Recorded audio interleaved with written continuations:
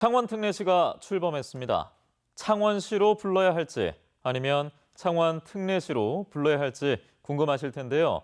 특례시는 행정적 명칭입니다. 공식 명칭은 그대로 창원시입니다. 주소를 적을 때도 역시 창원시라 적으면 되겠습니다. 자, 그렇다면 광역지자체와 기초지자체 중에 어디에 속하는지도 궁금하실 텐데요. 개정된 지방자치법에 따르면 특례시는 인구 100만 이상 대도시라고 돼 있는데 법적 지위는 여전히 기초지자체를 유지하면서 일부 기능과 역할에서 기초와 광역지자체, 이 중간 정도의 권한과 재량을 부여받게 됐습니다. 창원시가 창원 특례시로 이처럼 바뀌면서 경남의 다른 시군과의 관계는 어떻게 될까요? 경남 18개 시군 가운데 호명 순서는요, 예전처럼 창원시가 가장 앞서기 때문에 변화가 없습니다. 또 다른 시군이 하던 업무를 넘겨받지 않는 한 재정의 쏠림도 없습니다. 한때 창원시가 광역시를 추진하려다가 경남의 다른 시군으로부터 심한 반발을 산 이유가 바로 이런 것 때문인데요.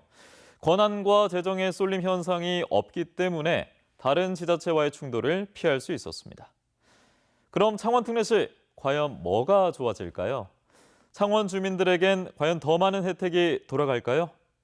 혹시 세금을 더 내야 되는 건 아닐지 아마 가장 궁금한 대목일 겁니다.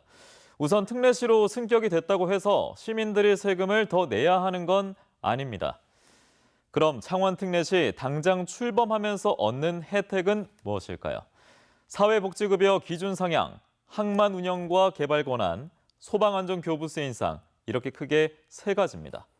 먼저 사회복지급여 기준 상향부터 살펴보겠습니다.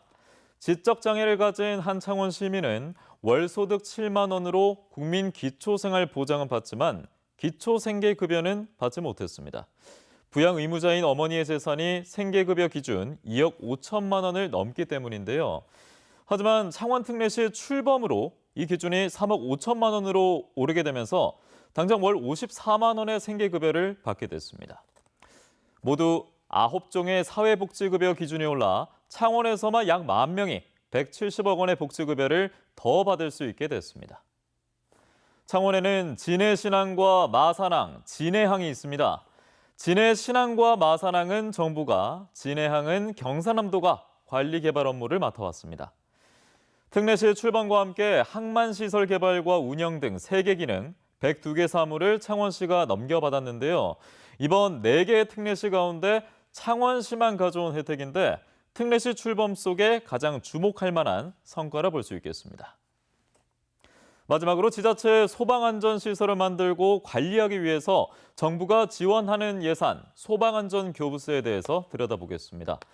창원시는 지난해 42억 2천만 원을 받았는데 특례시 출범과 동시에 올해는 무려 50.2% 증액된 63억 4천만 원을 받게 됩니다. 이 세 가지 혜택, 적은 성과는 물론 아닙니다. 하지만 시민들의 기대에는 아직 크게 미치지 못하는데요. 산업단지 개발이라든지 또 물류단지 개발 관리 운영권, 산지 전용 허가, 광역교통관리사무 같은 16개 요구사항은 여전히 개별 법률 개정에 발목 잡혀 있습니다. 앞으로 이제 하나하나 해결해 나가야 할 과제일 텐데요. 토론회에 참석하신 허성무 시장님, 박안수 의원님, 구자천 회장님 계속 노력해 주실 거죠?